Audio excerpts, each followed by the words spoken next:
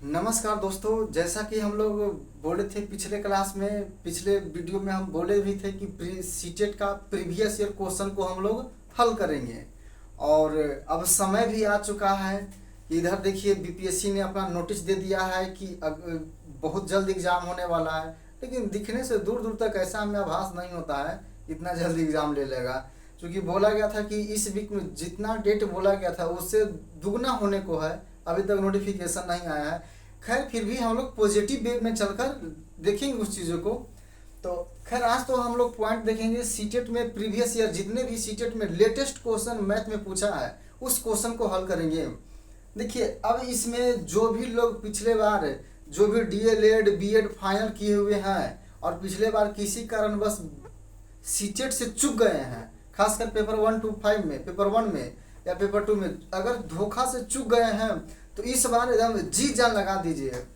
मैं जिंदगी का दूसरा ही नाम संघर्ष है। यदि आप जीवन में संघर्ष नहीं करते हैं तो जीने का कोई मतलब ही नहीं है। अगर जिंदगी जीने में वही मजा है जब आप संघर्ष करते हैं तो जीवन जीने में बहुत आनंद आता है।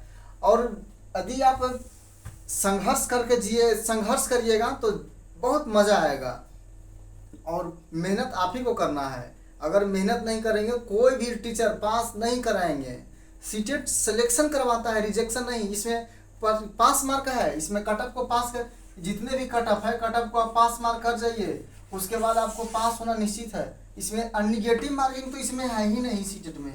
तो निगेटिव मार्किंग नहीं रहने के बावजूद भी यदि आप पास नहीं होते हैं तो बीपीएससी देना थोड़ा मुश्किल हो सकता है, इसमें नो डाउट है। सीटेट बहुत एग्जाम है, अभी तक जितने भी भारत का एग्जाम है उससे भी सबसे इजी सीटेट का एग्जाम है। आप जितना सोच लेते हैं उतना डिफिकल्ट है नहीं। सिर्फ आप लोग को बोल दिया जाता है कि इतना टफ है, ये है, एकदम कुछ नहीं है। तो आज हम लोग नंबर सिस्टम, आप लोग को मन में प्रश्न उठ रहा होगा कि नंबर सिस्टम ही क्यों उठाएं। तो नंबर सिस्टम एक बहुत बड़ा इंपॉर्टेंट टॉपिक है। इससे आपको बीपीएससी में भी प्रश्न पूछ देगा। अब बीपीएससी में यह नंबर सिस्टम जो टॉपिक है जो कॉमन है, अब मान लीजिए कि आपको दे देगा अब नंबर सिस्टम पढ़ रहे हैं, आप नेचुरल नंबर ही पढ़ रहे हैं, प्राकृतिक संख्या, तो ये थोड़ी देगा।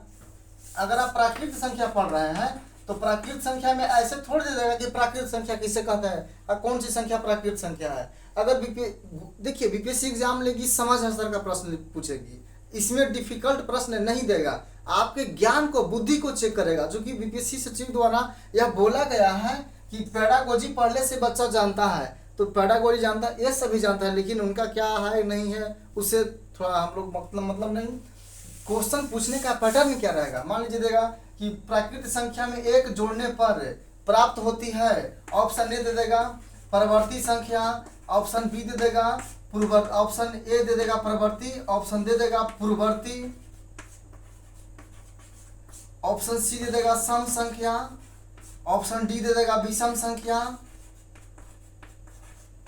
ऑप्शन ई दे देगा नहीं, ऑप्शन मान लीजिए कि ऑप्शन सी मान लीजिए कि आरोही क्रम, ऑप्शन डी अवरोही क्रम, ऑप्शन ई दे देगा एक से अधिक उत्तर या इनमें से कोई नहीं, एक से अधिक सही या इनमें से कोई नहीं, ना नब्दी।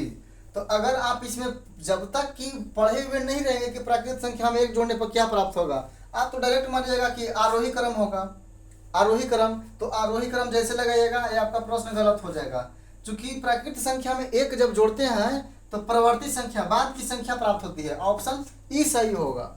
तो खैर इस लेवल के प्रश्न को देखेंगे। आज मेन फोकस हम लोग सीटेट पर गए हुए हैं। सीटेट के प्रश्न को बिना समय गवाए हम लोग देखते हैं और क्वेश्चन को हम पढ़ने का प्रयास करेंगे। लिखने में थोड़ा समय ज़्यादा लगेगा, इस चीज़ को थोड़ा सा आप धैर्य रखिएगा। क्वेश्चन को सुनकर समझने का प्रयास करिएगा और हो सके तो आप नोट बनाना चाहें तो नोट बना सकते हैं। इससे प्रीवियस ईयर क्वेश्चन बनाइए, इससे फालतू क्वेश्चन नहीं रहेगा। लेटेस्ट प्रीवियस ईयर क्वेश्चन को हम लोग सोल्व कर रहे हैं। चलिए खैर ठीक है, अब इसमें बिना समय गवाए हम थोड़ा क्वेश्चन पे चलते हैं। देखिए अब इसमें थोड़ा सा दो चीज, इसको थोड़ा सा थ्योरी दे दें। संख्या पद्धति में हम लोग इसमें टॉपिक पढ़ना है, एक स्थानीय मान और एक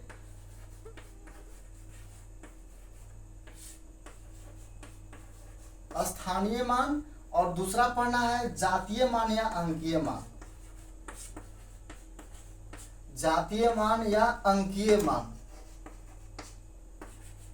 तो दोनों का मतलब जातीय मान कहें या अंकीय मान कहें, थोड़ा सा हम लोग बेसिक पढ़ लेते हैं। जातीय मान कहें या अंकीय मान कहें, अगर दिया हुआ कोई संख्या, मान लीजिए कि आपको दिया हुआ है कोई एक जैसे प्रश्न है, सीटेट का प्रश्न हम लोग देखना प्रारंभ करते हैं। जैसे दिया हुआ क्वेश्चन में कि संख्या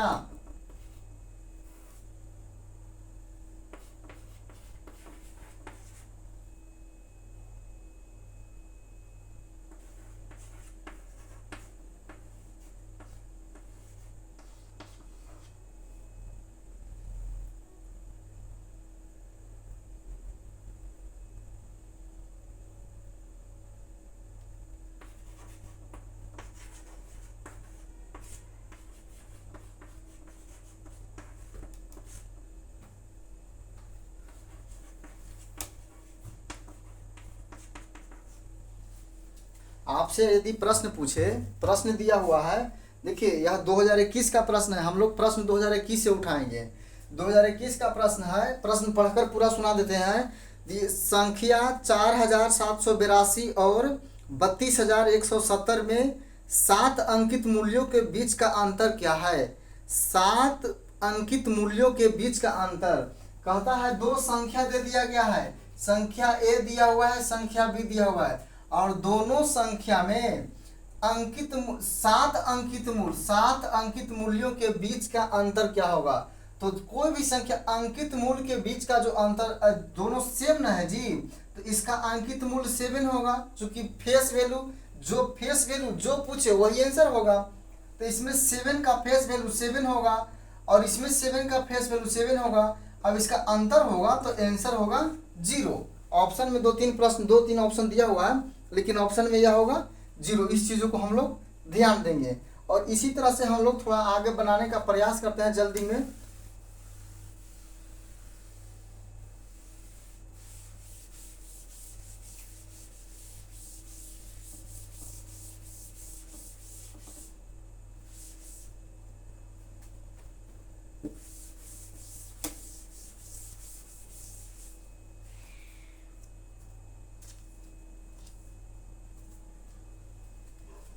नेक्स्ट प्रश्न कहता है, पूर्ण संख्या के लिए कौन सत्य नहीं है? पूर्ण संख्या के लिए कौन सत्य नहीं है? ऑप्शन ए में दिया हुआ है a प्लस बी बराबर b plus a। Option B दिया हुआ है a माइनस बी बराबर b माइनस a।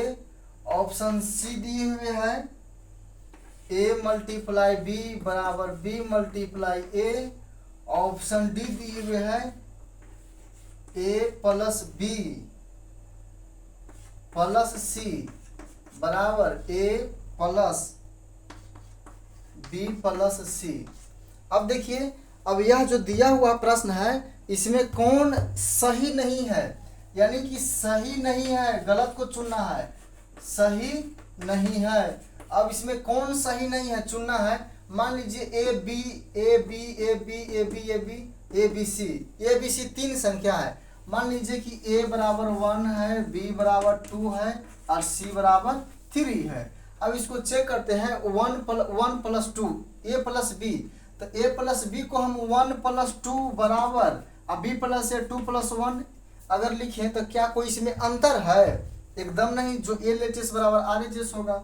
और a माइनस बी 1 माइनस 2 बराबर 2 माइनस 1, क्या यह सेम है? इसका वैल्यू होगा -1 और इसका वैल्यू होगा 1, जो A H S not equal to R H S. यह गलत है, आंसर आपका बी सही होगा, यानी कि ए क्या है, यह प्रश्न गलत है। ऐसे भी आप बना सकते हैं।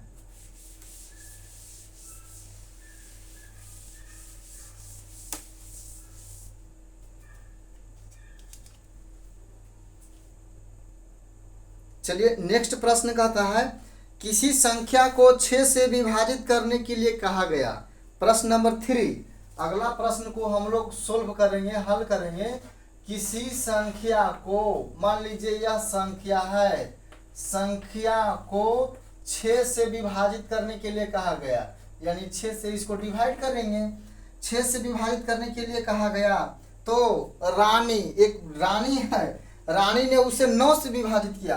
विभाजित करना था 6 से, लेकिन यही संख्या को रानी ने 9 से विभाजित किया, 9 से विभाजित की, 9 से विभाजित किया। और भागफल 21, इसका जो क्वार्टेंट होगा क्यू से सूचित करेंगे, क्वार्टेंट 21 प्राप्त हुआ और शेष 3 प्राप्त हुआ, रिमाइंडर शेष 3 प्राप्त हुआ।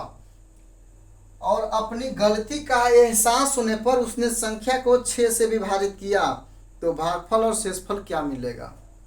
प्रश्न को समझते हैं। प्रश्न बहुत इजी है और इस ढंग के प्रश्न अक्सर पूछे जाते हैं। लेटेस्ट प्रश्न है, कहता है कि एक संख्या को 6 से विभाजित करने के लिए कहा गया। तो इसमें रानी थी, रानी से भूल हो गई। अब रानी लेकर बात को ज़्यादा नहीं सोचिएगा। अब रानी थी, उनसे मिस्टेक हो गई, रानी का बहुत सारा काम था, तो रानी उस संख्या को 6 से विभाजित नहीं करके संख्या को 9 से विभाजित कर दी। डिवाइड 9, संख्या मालूम नहीं है। जब संख्या को 9 से विभाजित की है तो क्वार्टेंट का मतलब होता है भागफल। इसका क्वार्टेंट का मतलब भागफल, भागफल 21 प्राप्त हुआ और शेषफल 3 प्राप्त हुआ। जब यह संख्या भागफल और शेषफल प्राप्त हुआ तो अचानक रानी को एहसास हुआ कि नहीं, हमने गलत किया है। तो रानी ने इस संख्या जो प्राप्त हुआ उसको 6 से डिवाइड किया। तो ए से डिवाइड करने के बाद संख्या तो प्राप्त हो जाएगा रानी को। तो संख्या को रानी ने 6 से डिवाइड किया। तो अब कहा जाता है कि भागफल और शेषफल क्या होगा। तो सबसे पहले हम भाज्य का फॉर्मूला पढ़े हैं। इस संख्या का मतलब भाज्य ही ना होगा जी। मान लीजिए कोई संख्या है, समझिए कोई संख्या है, उसको हम 9 से डिवाइड कर रहे हैं, 9 से डिवाइड कर रहे हैं, 21 इसका भागफल है और जो शेष इसमें बच रहा है वो 3 है। इसी को ना ज्ञात करना है, इसको भाज्य ही तो पढ़ते हैं, भाज्य। तो हम जानते हैं कि भाज्य बराबर फॉर्मूला होता है। भाज्य बराबर फॉर्मूला क्या होगा, अब हम लोग देखते हैं। तो भाज्य बराबर भाजक गुणे भागफल, भाजक अगुना भागफल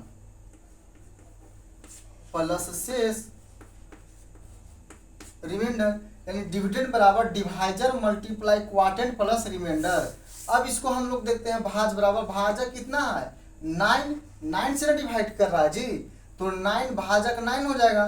भागफल 21 दिया हुआ है और शेष 3 दिया हुआ है। अब इसको मल्टीप्लाई 9 1 जा 9, 9 2 जा 18, अब प्लस 3 तो 2 हो जाएगा 192। संख्या कितना आ गया, संख्या 192, संख्या बराबर 192 आ गया। अब रानी को एहसास हुआ गलती का, तो रानी ने इसे 6 से डिवाइड करना प्रारंभ किया। तो 6 से रानी डिवाइड करेगी तो 6 3 जा 18, 1 बचा और ऊपर से आएगा 2, तो 6 2 जा 12, यानी कि भागफल होगा, यानी भागफल बराबर क्वार्टेंट बराबर 32 और आर बराबर 0 होगा इसका आंसर। आई होप आप लोग यहाँ तक समझ गए होंगे और आप लोग को समझ में आ रहा होगा। अब हम लोग नेक्स्ट अगले प्रश्न की ओर चलते हैं। बहुत अच्छे अच्छे प्रश्न हैं, इसमें सभी प्रश्नों को हम लोग हल करेंगे, बहुत बेहतरीन ढंग से सीखने का प्रयास करेंगे।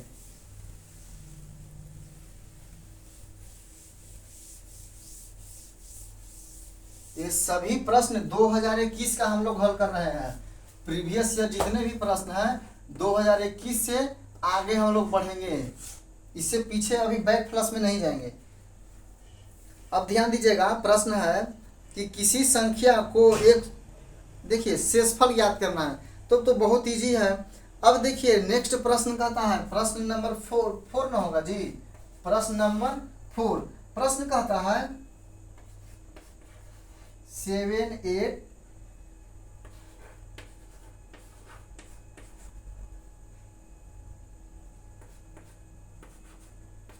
अब इसमें कहता है कि संख्या में इतना संख्या में दोनों छेद के स्थानीय मानों का गुणनफल। यह जो संख्या दिया हुआ है, अब मान लीजिए जो प्रश्न बता रहे हैं समझ में नहीं आ रहा है तो वीडियो को पॉज करिए और पीछे से पुनः रिवाइंड करके देखने का कोशिश करिए। आई होप आपको समझ में आएगा, क्योंकि ये प्रीवियस ईयर क्वेश्चन है। हाँ, टॉपिक नहीं पढ़े, थ्योरी नहीं पढ़े तो दिक्कत थोड़ा होगा, लेकिन इससे समझ में आएगा, कहीं कोई दिक्कत नहीं होगा। हम यहाँ बताते चलेंगे, हर छोटी छोटी कॉन्सेप्ट को, हर छोटी छोटी चीज़ों को हम बताते चलेंगे। कहता है एक संख्या दिया हुआ है, यह संख्या में दोनों 6 के दोनों 6 का स्थानीय मान का गुणनफल।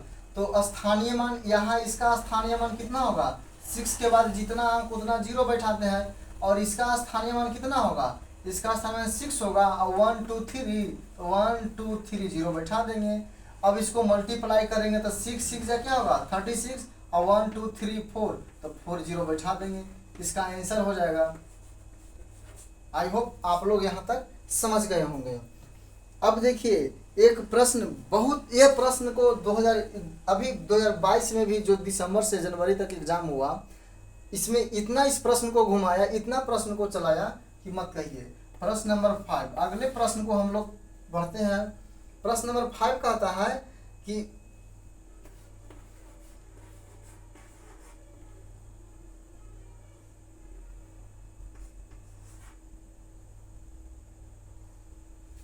इतना प्राप्त करने के लिए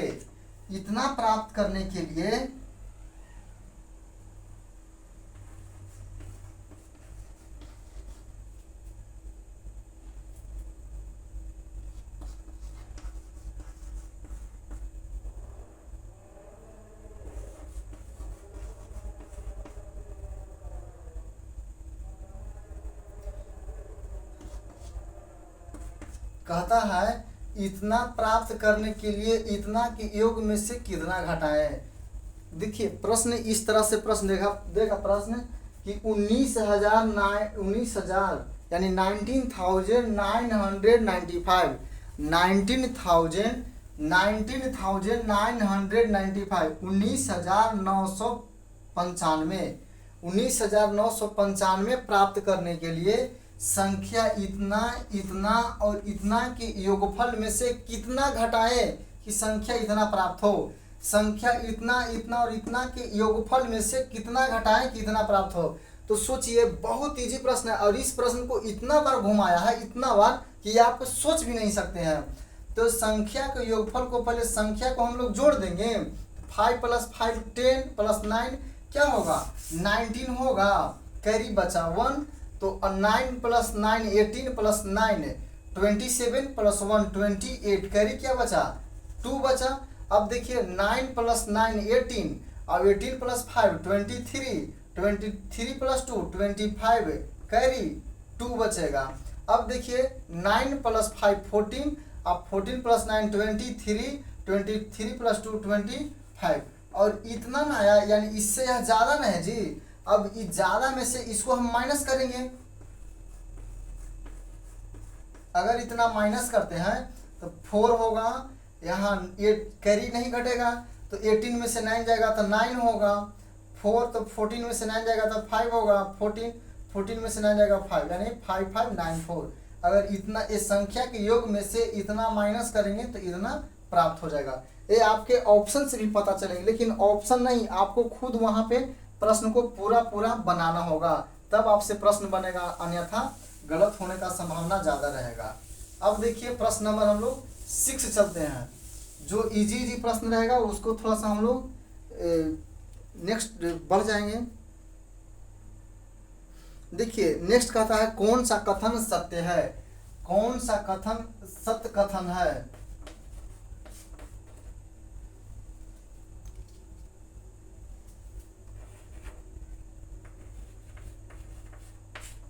निम्न में कौन सा कथन सत्य है। अब दिया हुआ ऑप्शन ए, संख्या एक अभाज्य संख्या है।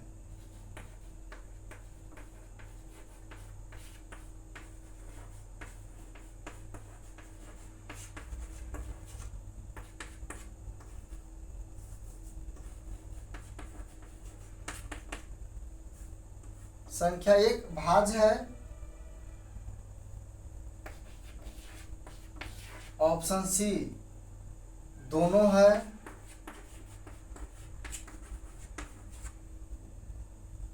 ऑप्शन डी न तो ए न बी। देखिए प्रश्न दिया हुआ है कि निम्नलिखित में कौन सा कथन सत्य है। निम्नलिखित में कौन सा कथन सत्य है। शायद प्रश्न नंबर 6 है, पता नहीं, प्रश्न भूल गए कितना प्रश्न नंबर है। जो चलिए 5 या 6 जो भी होगा ध्यान दीजिएगा। अगर मान लीजिए कि कहता है कि कौन सा कथन, निम्नलिखित में कौन सा कथन सत्य है, यानी कौन सा कथन सही है। ऑप्शन देता है संख्या 1 अभाज्य संख्या है, संख्या बी भाज्य संख्या है, ऑप्शन बी संख्या 1 भाज्य संख्या है, ऑप्शन सी संख्या 1 भाज्य और अभाज्य दोनों है, ऑप्शन डी संख्या 1 न तो भाज्य और न अभाज्य है। तो बताइए कौन सा आंसर सही है। बहुत सारे लोगों का मन में प्रश्न और संख्या 1 भाज्य और अभाज्य दोनों है। अगर ऐसा सोचते हैं तो आपका बिल्कुल गलत जवाब। संख्या 1 न तो भाज्य है और न ही अभाज्य है। संख्या 1 न तो भाज्य है और न अभाज्य है। आप ध्यान दीजिएगा, संख्या सबसे छोटी भाज्य संख्या 2 है।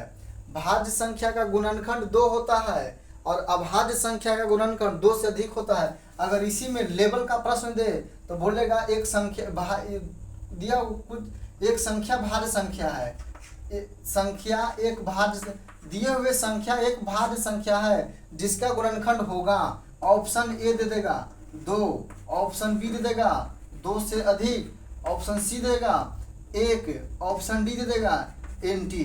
तो संख्या अगर मान लीजिए कि भाज्य संख्या है, दिया हुआ संख्या भाज्य संख्या है, तो उसका जो गुणनखंड होगा ना, गुणनखंड, तो उसका गुणनखंड भाज्य संख्या का गुणनखंड 2 ही होता है, जबकि अभाज्य संख्या का गुणनखंड 2 से ज़्यादा होता है। इस चीज़ को थोड़ा ध्यान दीजिएगा।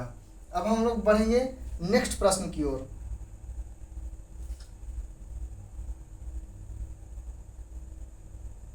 बहुत इजी प्रश्न है। अब प्रश्न इजी है, कोई संख्या दे देगा। अब इकाई दहाई सैकड़ा से भी आप लोग को प्रश्न पूछेगा। अब दे देगा, मान लीजिए कि संख्या दिया हुआ है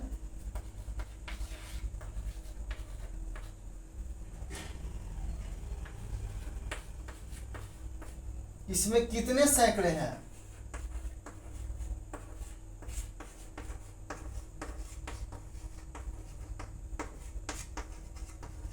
इसमें कितने सैकड़े हैं। सैकड़े का मतलब 100, तो कितने सैकड़े हैं, यानी इसमें 100 से भाग दे देना है। 100 से भाग देंगे तो 2 अंक के बाद यहाँ दशमलव, तो 253 आंसर हो जाएगा 253। ये बहुत इजी था। देखिए अब नेक्स्ट प्रश्न आ रहा है थोड़ा सा स्तर का। अब आपको लग रहा होगा कि धीरे धीरे जो इतना इजी प्रश्न है ये सब तो हम जानते हैं। आई होप, मैं जानता हूँ कि आप जानते हैं, लेकिन हम ऐसे प्रश्न को नहीं उठाएंगे जो आपको देखने के साथ लगे कि नहीं ये तो हमारे बस की बात नहीं है। हमने यहाँ कोशिश किया है कि बिल्कुल छोटे छोटे स्तर से बिल्कुल हल्के हल्के प्रश्न को ले करके आगे बढ़ेंगे। और एक दिन में आज तो मान लेते थे कि बहुत खत्म हो जाएगा, लेकिन कम से कम हर एक टॉपिक से 100+ क्वेश्चन को हम लोग प्रीवियस ईयर को इसमें बहुत बैठ कर छांटे हैं। हर एक प्रश्न को, क्योंकि जितने भी शिफ्ट में प्रश्न हुए हैं तो टॉपिक वाइज टॉपिक के प्रश्न को छांटना थोड़ा सा मुश्किल होता है। उसके बाद हम हल करना प्रारंभ किए कि अगर जहाँ तहाँ से देंगे तो फिर किस टॉपिक से है। सबसे पहले तो प्रश्न समझ में आना चाहिए कि प्रश्न किस टॉपिक से है, और उस टॉपिक से संबंधित सभी टाइप के क्वेश्चन को पढ़ेंगे तो आपको बहुत ज़्यादा मददगार साबित होगा। हमें नहीं कहते हैं कि एग्जाम में जाकर हम बना देंगे, कॉन्सेप्ट क्लियर रहेगा तो आपको वहाँ बन जाएगा, कोई दिक्कत नहीं होगा। अभ्यास करना आपकी जिम्मेवारी है। नेक्स्ट प्रश्न कहता है कि मैं 2 अंक की एक विषम संख्या हूँ। क्वेश्चन कहता है कि मैं 2 अंक की एक विषम संख्या हूँ। विषम संख्या कितने अंक का? विषम संख्या हूँ 2 अंक का। विषम संख्या हूँ कितने अंक का? 2 अंक का मैं विषम संख्या हूँ और 24 गुणे 4 से अधिक हूँ। इसमें कहता है 2 अंक की विषम संख्या तो हूँ जिसमें 24 गुणे 4 से क्या हूँ? अधिक हूँ, यानी ज़्यादा हूँ, यानी 96 से इनडायरेक्ट रूप में करा 24 गुना 4 यानी 96 से ज़्यादा है। और कहता है कि मेरे इकाई अंक दहाई अंक के बराबर है। इकाई अंक जो है, मान ये संख्या इकाई है दहाई है, तो इकाई और दहाई बराबर है और 96 से ज़्यादा है। तो बोलिए 97 होगा? नहीं। 98 होगा? नहीं। 99 होगा? हाँ 99 होगा। क्यों 99 होगा? कि विषम संख्या कहता है और इतना से 96 से ज़्यादा कहता है तो 96 के बाद लास्ट में 99 ही ना होता है। अब इसके बाद 100 यदि होगा तो ये 3 अंक की संख्या होगा और यह एक सम संख्या है, जो यह आंसर नहीं होगा। तो बताओ मैं कौन सी संख्या हूँ, क्या होगा आंसर 99 इसका आंसर हो जाएगा। फिर कहता है कि स्थानीय मान ए आप जानते हैं। फिर कहता है देखिए छोटी संख्या बड़ी संख्या ए आप जानते हैं, बिल्कुल इजी प्रश्न है, यहाँ तक तो कोई दिक्कत आपको नहीं होना चाहिए। कहता है कि 25 मिलियन को भारतीय प्रणाली में कितना लिखा जाएगा, 25 मिलियन को। प्रश्न नंबर नेक्स्ट चलेंगे 9 10। देखिए प्रश्न को इजी प्रश्न को थोड़ा स्किप कर रहे हैं। कहता है 25 मिलियन, कितना मिलियन, 25 मिलियन को भारतीय प्रणाली में कितना लिखा जाएगा।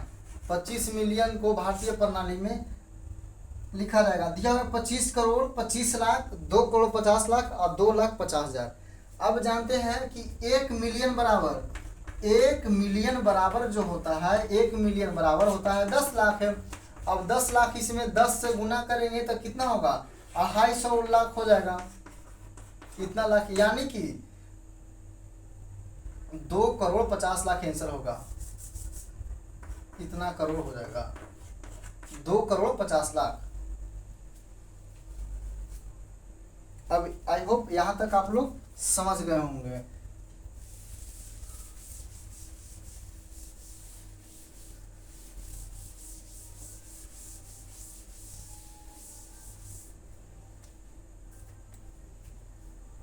नेक्स्ट कहता है 8 अंकों की एक संख्या है।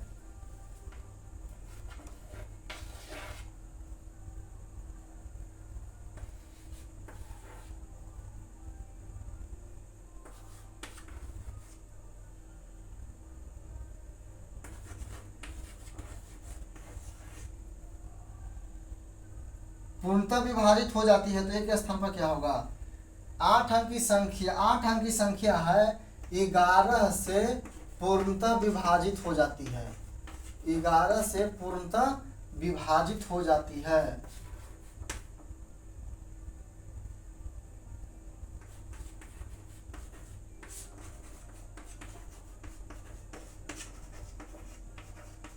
तो 1 का मान बताएं, ए बराबर भाग। कहता है ध्यान दीजिएगा, प्रश्न आपको बहुत इजी प्रश्न है, इसको सिर्फ समझ गए। देखिए ये विभाज्यता का रूल है, यदि आप विभाज्यता का रूल पढ़े हैं तो आपको इसको बनाने में कई, देखिए प्रश्न को बनाने में अभी थोड़ा समय लग रहा है और ऐसा नहीं है, इसको अगर आप बनाना सीख जाए तो फिर हम यहाँ से शॉर्टकट मेथड से भी प्रश्न को बनाने का प्रारंभ करेंगे। ये सब जितने भी प्रश्न है बहुत इजी प्रश्न है, आप देखें और इसको टिक आउट और आंसर को लगा सकते हैं ऑप्शन सही। कहता है 8 अंक की एक संख्या है 267A3298, इसको 11 से, यह संख्या 11 से पूर्णतः विभाजित हो जाती है तो ए का मान क्या होगा। अब बताइए, अब ए का मान इसमें ऑप्शन दिया हुआ है, ध्यान दीजिएगा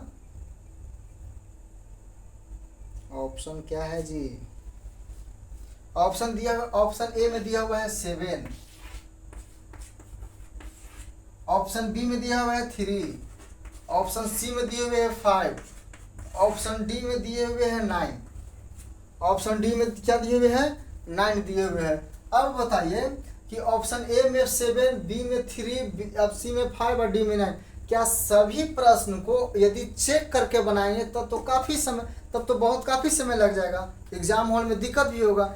और एग्जाम हॉल में प्रत्येक प्रश्न को 1 मिनट से ज़्यादा समय नहीं देना है, देना ही नहीं है। अगर ज़्यादा दीजिएगा तो फिर अगले प्रश्न को कटौती करना होगा, फिर आपको गद्यांश पदांश भी पढ़ने में दिक्कत होगा, उसमें भी टाइम टेकन लगेगा।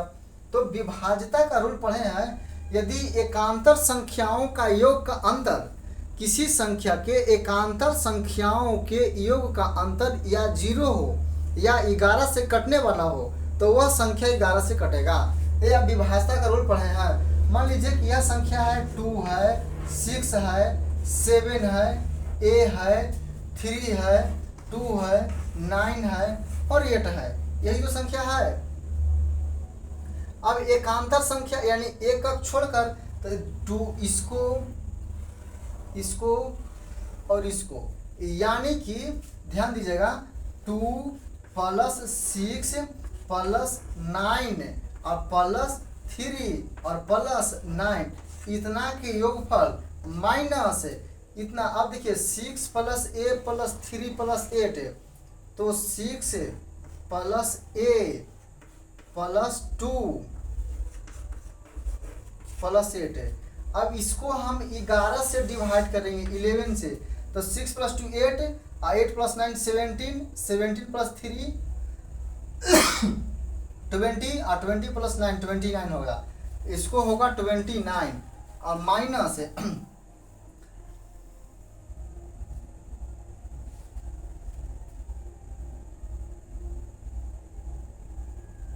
6 नहीं होगा जी, 7 होगा। 2 प्लस 7, देखिए उल्टा पुल्टा लिखा गया, सॉरी थोड़ा देखिए यहाँ पे प्रश्न उल्टा पुल्टा थोड़ा हो गया। अब यहाँ पे देखिए 2 एकांतर 2 न है जी, अब प्लस 2 के बाद 7 ना होगा, 7 और प्लस 9 नहीं 3 ना होगा, 3 और 3 के बाद 2 बाद फिर 9 होगा। अब इसको और माइनस 6 प्लस 9 है, तो 6 प्लस 9, 6 प्लस ए है, 9 नहीं है जी, 6 प्लस ए अब प्लस 2 और प्लस 8। अब इसको हम ऐड करेंगे और 11 से डिवाइड करेंगे, तो 6 प्लस 6 2 प्लस 7 9, 9 प्लस 3 12 और 12 प्लस 9 है, 12 प्लस 9 होगा 21 हो जाएगा। और 6 प्लस 2 8 और 8 प्लस 8 16 और 16 अब 11। अब इसमें क्या होगा ऑप्शन देखिए तो रखिए तो कि या तो 0 आ जाए या 11 से कटने वाला। अगर हम 7 यहाँ रखते हैं तो 7 रहेंगे तो 14 हो जाएगा जो नहीं कटेगा। अगर 3 रखते हैं तो अगर यहाँ पे ए की जगह 16 प्लस ए हो जा, अब 16 प्लस ए, अब यहाँ 16 प्लस ए रखेंगे तो 19 होगा नहीं कटेगा। और 16 प्लस ए की जगह यदि 5 रखते हैं तो 16 तो 21 और माइनस 21 और बाई 11 यानी 0/11 यानी कि 0 होगा आंसर, यानी 0 हो जाएगा आंसर। यानी कि आपका आंसर क्या हो जाएगा, आंसर 5 होगा। ए का वैल्यू ए बराबर 5 हो जाएगा। और किसी देखिए आज के लिए थोड़ा इतना ही, और नेक्स्ट हम लोग अगले क्लास में और थोड़ा सा प्रश्न को इस टाइप को प्रश्न को और बढ़ाएंगे। अभी ख़त्म नहीं हुआ है लेकिन थोड़ा सा कुछ डिस्टर्बेंस आज बहुत ज़्यादा इधर उधर साउंड का डिस्टर्बेंस, क्योंकि आप जान रहे हैं कि इस समय लगन ज़्यादा चल रहा है और इस समय थोड़ा डिस्टर्बेंस, तो अगल बगल साउंड से थोड़ा डिस्टर्बेंस ज़्यादा। आज के लिए क्लास इतना ही रहेगा, नेक्स्ट अगले क्लास में। तभी तक आप इसको रिवाइज करते रहें। विश्वास रखिए, आशा रखिए कि आपका इस बार मैथ में प्रश्न एक भी प्रश्न नहीं छूटेंगे। आप कम समय में सभी प्रश्न को हल करेंगे एकदम, इतना आप विश्वास रखें। आप धैर्य से पढ़ें, पढ़ना आप ही को है, मेहनत करेगा सफलता आगे मिलेगी। कहते हैं मेहनत इतनी खामोशी से करो कि सफलता खुद ही शोर मचा दे।